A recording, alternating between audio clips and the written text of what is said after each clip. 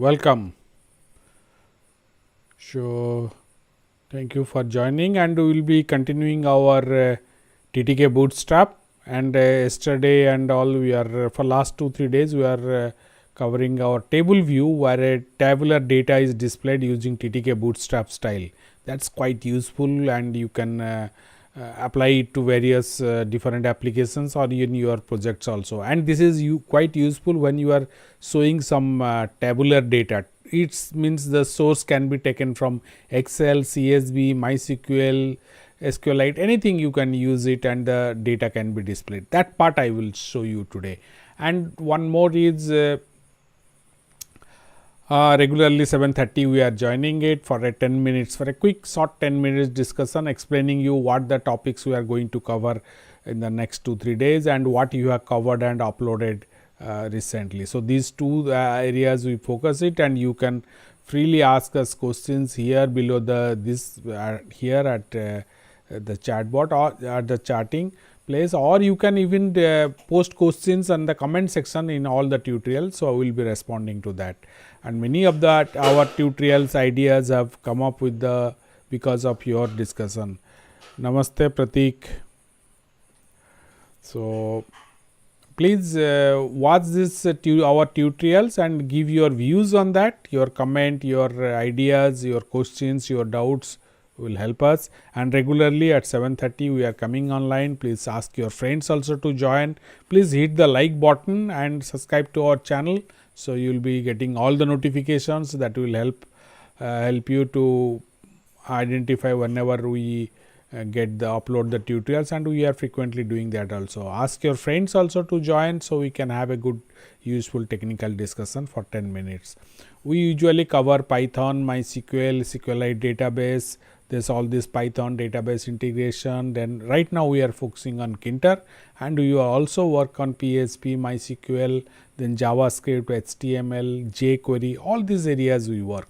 So, I hope all these tutorials whatever you are seeing now are helping you, and you want to further add your ideas, suggestion, questions, or you are anything you can suggest us. So, friends, this tutorials whatever we are doing, one important aspect is you can this structure. Most of the times we have to display some tabular data, say in a student management system, a library management system, expense management system, anything you take up. So, when you display tabular data, we need not put lot of efforts in adding more functionality or the more style to it. That is already TTK Bootstrap give us without writing more code. So, simple, all the attributes you can use it to add a paging and all. But here you just see that tabular data is a must, because the data, and we are not sure the data may come from different sources. So, that is why CSV, Excel data will be displaying, then CSV data. So, the different data sources. So, we will try to customize or manage the our Bootstrap table view in such a way, we just have to a little effort, we can change or switch over to different sources. That's what exactly this blog post whatever you are getting going to is there in the description, the link, you can watch that. Let's just go there once and see that once. Let me just open it up once for you.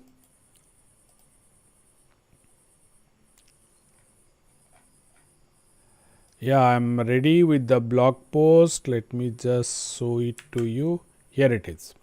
So, this post you can see data sources we are giving. If you want to the basics of table view, you can just go to the previous page by visiting this. Below that there is an explanation that there are two parts of it. Any table view is a column header and the data rows. So, here every time L1 we are taken for our easy understanding. L1 is our column at the top or the header, and R1 is the R1 R underscore our. See, here it is R underscore set, we have set it as our data list. So, rows of data in a list it is given. So, what happened, whatever be our source, we will take two things. L1 will be our column header, the list containing the column header, and R underscore set is our data. So, it may these two variables, whatever source it comes, if these two variables will integrate it, then you can just switch over the source and create a new variable, that is all. So, we will maintain these two variables L1 and R underscore set by using different sources. So, that is all. Then comes down, then this is where everything you will get. Say the code may vary from Excel, CSV and how to get the data. At the end, we should get two variables R underscore set and L1. So, here it is from MySQL when you are taking, this is the R underscore set and L1 is there. So, similarly, if you are using SQLite, you will get, you just end, you see we are getting L1 and R underscore set.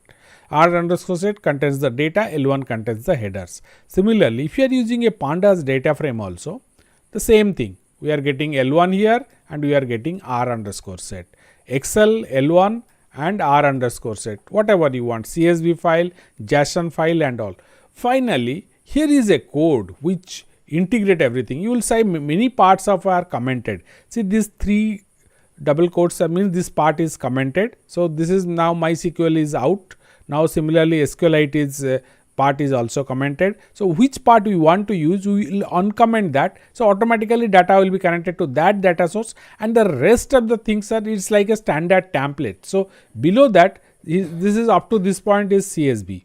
Now, below that you can see how this L1 and R set are integrated. Build table data L1 R set, adding column and row of data.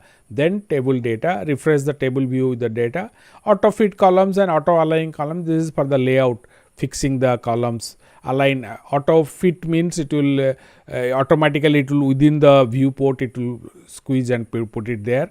Auto align means automatically it will align the if it is a numeric column, then the data will be right aligned. If it is a text column, it will be data will be left aligned. So, that is our auto align columns will do. Now, that is how this script work. What you can do is you can entirely copy this code. Fine, let us just come to our Visual Studio Code. Here it is, we have just copied and pasted it here. Now, you just see here at the top we are importing. Let us just run it once and see. Now, it is connected to L1 and R set are coming from a CSV file. So, comma separated value file. So, this is there in our C drive and we are reading it, and then these two again L1 R underscore set we are generating. Then below that it is just integrating. Let me just run it once. Here it is. This data is taken from a CSV file, student data. There is paging and all. Yesterday we discussed that, how the paging works and how to enable and disable it. Now, let us change the source now. What I am going to do is I will comment this part. 3 quotes I will give. Here it is. Now, CSV is removed. Now, L1 and R set is not available. Now, let us just do Excel as file source. So, what I am going to do, I will uncomment this part or removing this. So, OpenPy Excel I am using. Here is my Excel file, using Excel file.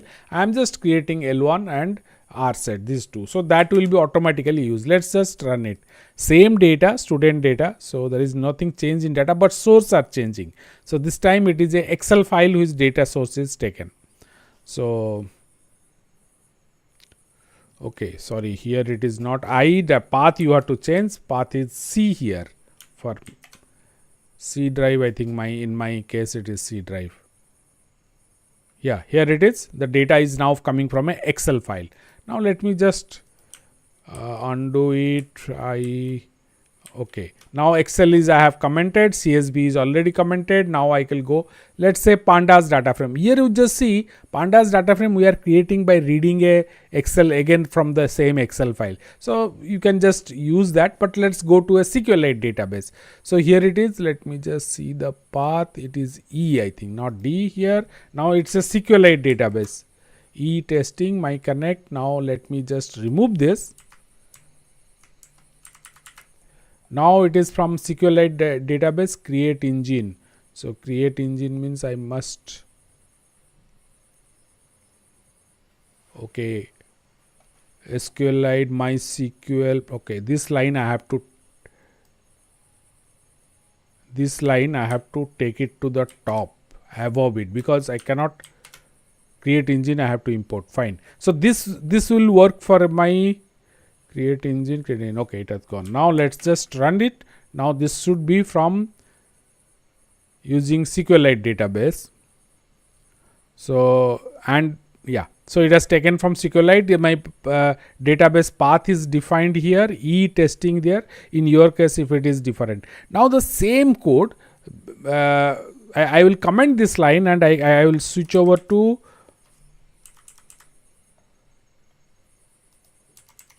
now I am coming to our MySQL database. So this is already it is there. Okay, I have put my user ID and password. Everything is there. Database name is MyTutorial. Now let's run it and see how this data works. The same code will work for MySQL database.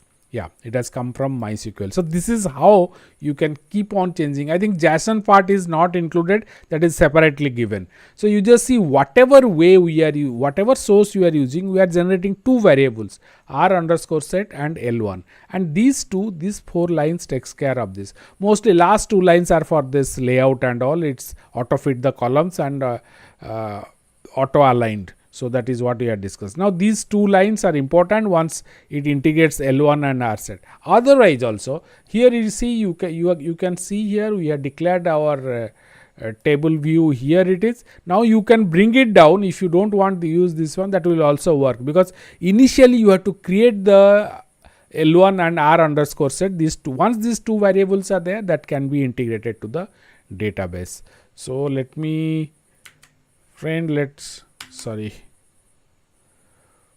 let's just come back here to our system here. Okay, friend, that's the idea, using the different sources and all. So I hope that link is there in the blog post. You can link is there, you can visit that link and read the entire content. So different sources you can try by commenting and uncommenting different sections. You can try that one.